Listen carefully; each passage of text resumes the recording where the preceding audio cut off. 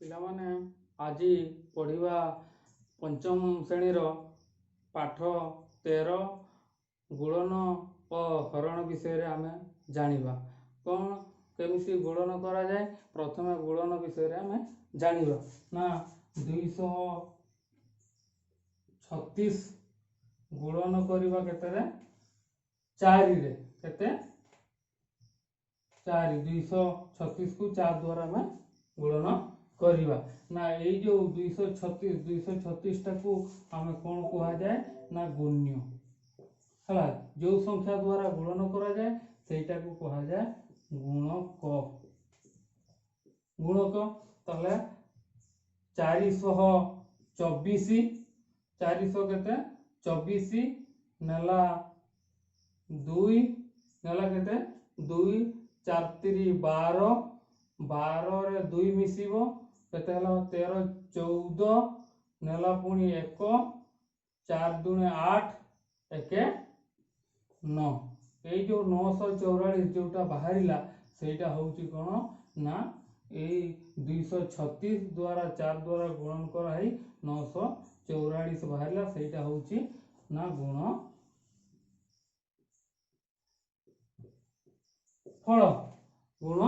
ଫଳ। ତାহଲେ ଗୋଟିଏ ସଂଖ୍ୟାର କେମିତି ଗୁଣନ କରାହଉଛି ଏବଂ ସେଇ ସଂଖ୍ୟାଟା କ'ଣ? ନା ଗୁଣନଫଳ କେମିତି ବାହାର କରାହଉଛି, କୋଉଟାକୁ ଗୁଣ୍ୟ କୁହାଯାଏ, କୋଉଟାକୁ ଗୁଣକ କୁହାଯାଏ ଏବଂ ଗୁଣଫଳ ତୁମେମାନେ କିଛି ଜାଣିଲ। ୟାପରେ ଆମେ କ'ଣ କରିବା?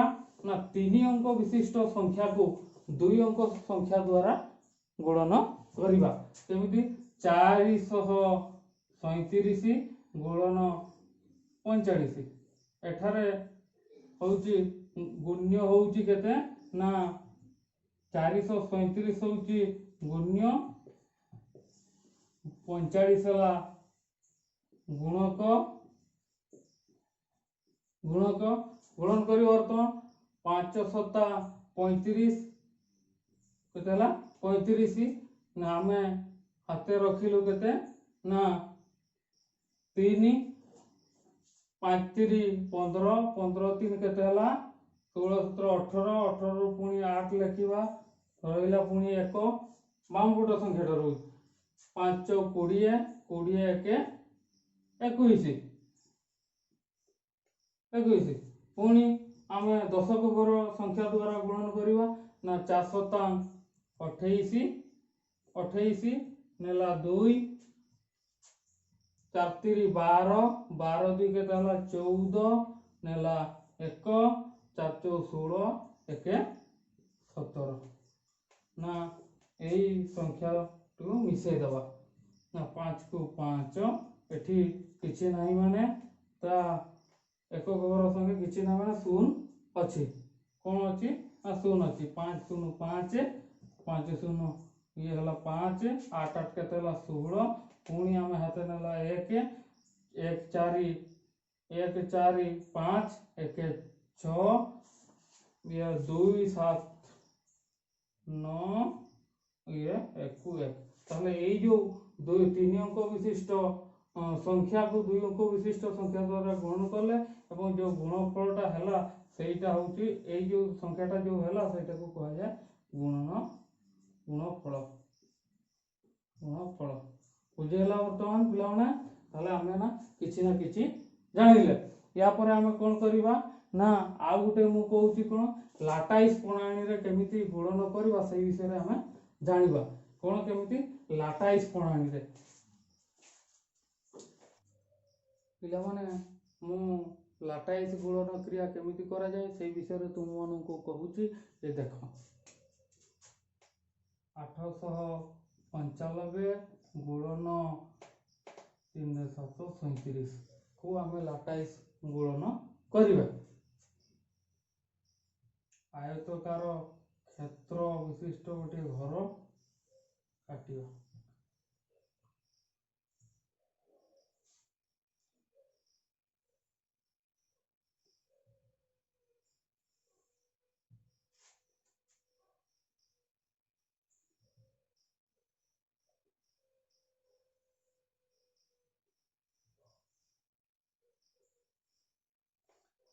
ଏଠି ଲେଖିବା 895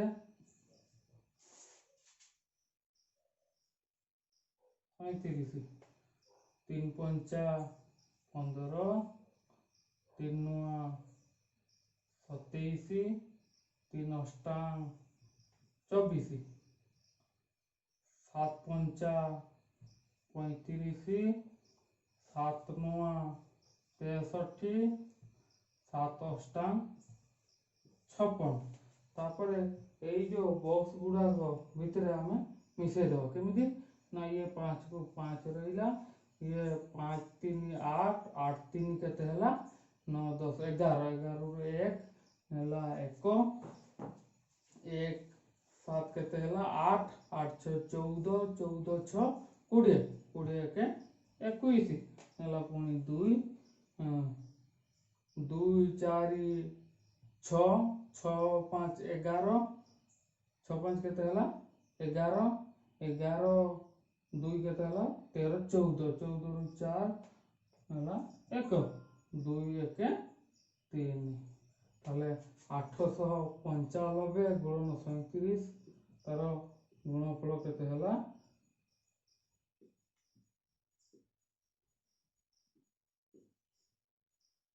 34115 एही परी लाटाइस गुणन करा जाय। आ गुटे करबा केमिति से लाटाइस गुणन करा होती लाटाइस प्रणाली माध्यम रे करा होती से विषय रे जानिबा।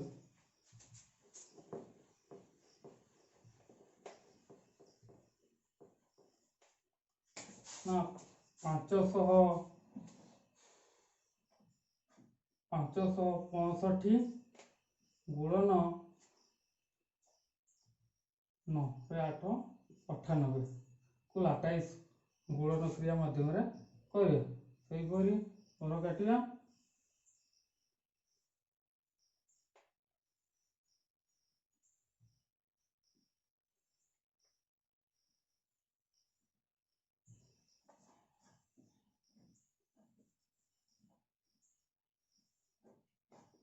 565 लिखिए ये 9 8 98 9 पंचा 45 954 9 पंचा 45 8 पंचा 40 848 8 पंचा 40 5 4 9 9 8 केते हला 17 17 ରୁ 7 नेला 1 4 4 8 8 4 12 12 जो 12 सुन से 12 ये एक मिसिला केते हला 13 13 ରୁ 3 नेला 1 5 5 10 10 4 14 1 15 नेला पुणी 1 4 1 5 ताहले यार गुणफल केते हला